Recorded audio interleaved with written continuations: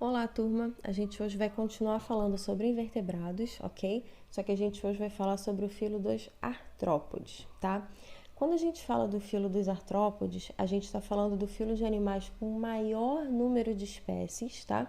E a gente agora vai falar um pouquinho sobre algumas características do filo, de uma forma geral. Esse filo apresenta pernas articuladas, tá bom? Então, se vocês olharem aqui a perna da barata, vocês vão ver que ela não é assim uma coisa reta, né? Ela faz assim, assim, significa que ela é o quê? Articulada, facilita o movimento, tá? O corpo desses animais é segmentado, tá? Então ele é dividido em partes e essas partes vão estar variando de acordo com a classe que a gente vai ver. O esqueleto deles é externo e quitinoso. Esse esqueleto externo também pode ser chamado de exoesqueleto. Quitinoso por quê? Porque ele é formado de quitina, tá? A quitina, ela oferece resistência, que é proteção para o animal, só que ela também é leve. Então, isso facilita a locomoção desses animais, a leveza que esse esqueleto tem. Só que a gente vai pensar da seguinte forma: se um animal tem o esqueleto do lado de fora do corpo, como é que esse animal vai crescer? Isso é um problema. Então, para que esses animais consigam crescer, eles vão ter que realizar a muda, que também pode ser chamada de equidise. A muda nada mais é do que a troca da carapaça desse animal, ok?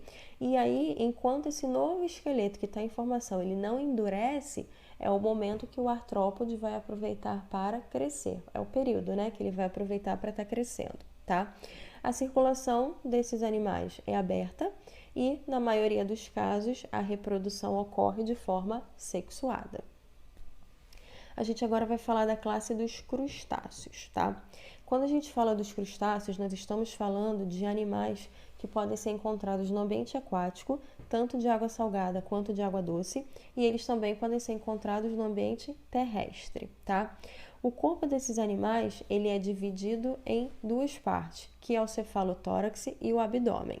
Se vocês olharem o cefalotórax, ele é a junção da cabeça com o tórax, forma uma estrutura só, tá? E a outra parte é o abdômen. Esses animais, eles podem apresentar 5 ou mais pares de pernas. Então, significa que ele tem que ter no mínimo 10 pernas no total para ser considerado um crustáceo, tá? Pode ter 10 ou mais.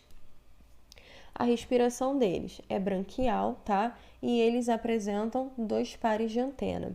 Essas antenas são utilizadas tanto para o equilíbrio do animal quanto para a análise da água, ok?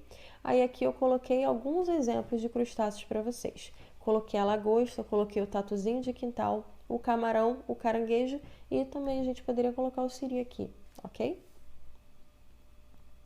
E a gente agora vai falar um pouquinho da classe dos insetos, tá? Quando a gente fala dos insetos, a gente está falando dos artrópodes que são mais comuns, tá? Aproximadamente 1 milhão, existem 1 milhão de espécies de insetos, tá? E aí a gente consegue entender por que eles são tão comuns. E a gente agora vai falar um pouquinho das características dos insetos, tá? Os insetos têm o corpo dividido em 3 partes, diferente dos crustáceos, que é 2, que é o cefalotórax e o abdômen. Nos insetos é dividido em 3, que aqui ó, é a cabeça, o tórax e o abdômen. Então, dividido em 3 partes, tá? Esses animais, esse grupo dos insetos, eles apresentam 3 pares de pernas. Isso aqui, ó, 1, 2, 3, e aqui 1, 2, 3. Então, inseto sempre vai ter 6 pernas, tá? No total são 6 pernas, 3 de cada lado. A respiração desses animais ocorre através de traqueias. Então, a gente diz que a respiração deles é traqueal, tá? E eles apresentam, ó, um par de antenas, tá? Nesse caso aqui, as antenas ela tem uma função ligada ao olfato do animal, tá? E a circulação deles é aberta. Coloquei aqui para vocês alguns exemplos de insetos, tá? Coloquei a borboleta, coloquei o mosquito, coloquei a abelha e coloquei a barata. Só que a gente também pode estar citando a pulga, a mosca, a joaninha, a vespa, o gafanhoto, o cupim. Enfim, como é um grupo muito diversificado, existem vários exemplos de inseto, inclusive o piolho, né? O piolho também é um exemplo. Mas repara que aqui na apresentação eu coloquei o nome e coloquei um nomezinho do lado. Por que eu coloquei esse nomezinho do lado? A gente vai entender o seguinte: O inseto tem um aparelho bucal, tá?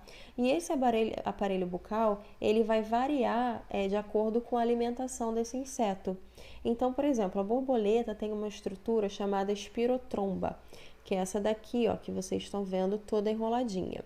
Quando a borboleta chega numa flor, ela desenrola a espirotromba, tá vendo? Para poder sugar o alimento. Então, ela tem um aparelho bucal que a gente chama de sugador, tá? Quando a gente fala da barata, por exemplo, já é um outro aparelho, seria o triturador. Quando a gente fala da abelha, já tá aqui mostrando na setinha, ela tem um aparelho bucal do tipo lambedor.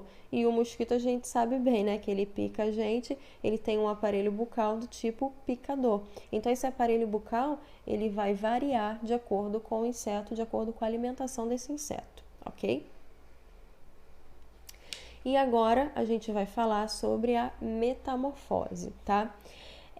Os insetos, eles podem estar passando por estágios na vida antes de se tornarem adultos, tá? E essas mudanças, essas transformações, a gente vai chamar de metamorfose. Só que existem 3 tipos de metamorfose. Aquela que é completa, a que é incompleta e, na realidade, aqui não tem metamorfose, ocorre uma ausência de metamorfose.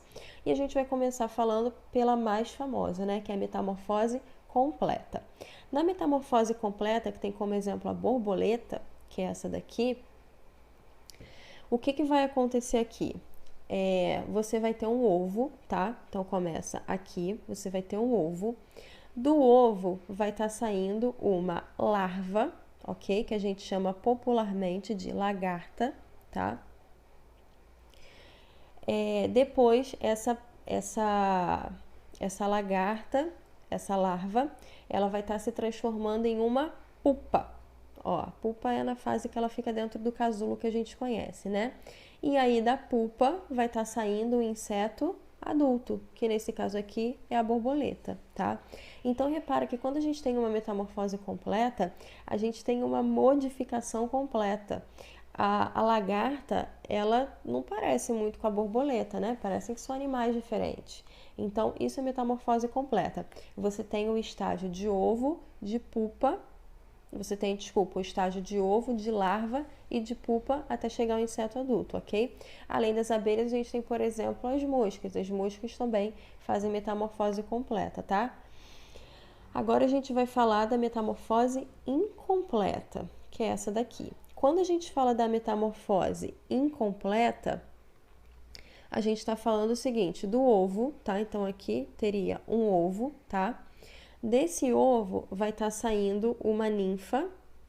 A ninfa, ela já tem semelhança com o animal adulto. Ela é bastante semelhante, na verdade. Só que ela não apresenta asa, tá? E aí, depois ela vai se desenvolver, tá? Ela vem se desenvolvendo até chegar no inseto adulto, tá? Então, quando a gente fala de metamorfose incompleta, repara que você do ovo vai direto para uma ninfa, tá? E essa ninfa já tem uma certa semelhança com o animal adulto, só que ela não tem asa, tá? E aí depois ela vai se desenvolver até chegar no animal adulto. Além do gafanhoto, a gente também pode estar citando as baratas. As baratas também apresentam metamorfose incompleta, tá? E por último, a gente tem a ausência da metamorfose, ou seja, o animal ele não faz metamorfose. Do ovo já vai nascer um inseto pequeno, tá? Ele é igual ao adulto, só que ele é pequeno. Ele não vai passar por estágio de larva ou de pupa, tá? Ou de ninfa. Ele já é igual, tá? E aí, sem passar por essas fases intermediárias, ele se desenvolve, que o exemplo aí que a gente tem seria a traça dos livros, ok? E agora a gente vai falar sobre a entomologia. A entomologia nada mais é do que o estudo dos insetos, tá? E aí vem a pergunta, para que a gente quer estudar inseto? Embora eles pareçam insignificantes, eles são muito importantes, tá? Os insetos, eles podem transmitir várias doenças, tá?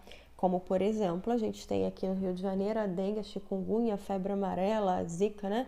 Essas doenças são transmitidas por insetos. Então a gente precisa conhecer os insetos para poder saber como evitar essas doenças, tá? Além dessas, tem, por exemplo, a doença de Chagas, né, que é transmitida através do barbeiro, entre outras. Então a gente tem que conhecer os animais para saber como evitar a doença, tá?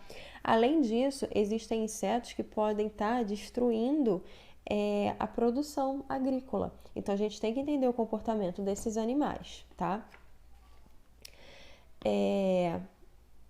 Só que a gente também tem que falar o lado bom, né? Os insetos, no caso das abelhas, das borboletas, elas fazem a polinização. Então elas pegam o pólen de uma planta e elas levam para uma outra planta. E se não houver a polinização, os vegetais eles não conseguem se reproduzir. E se os vegetais não se reproduzirem, a gente tem um problema sério na cadeia alimentar, né? Na base da cadeia alimentar. Além disso, para quem não sabe, os insetos hoje existe a entomologia forense, que a entomologia é um ramo da entomologia que vai entender a causa da morte de uma pessoa e quanto tempo aquele corpo ficou abandonado em determinado local. E aí você consegue saber até o tipo de morte, se a pessoa foi assassinada, se a pessoa foi violentada. Através das larvas que são encontradas no corpo, eles conseguem identificar o período que a pessoa ficou ali morta, né? O corpo ficou no local.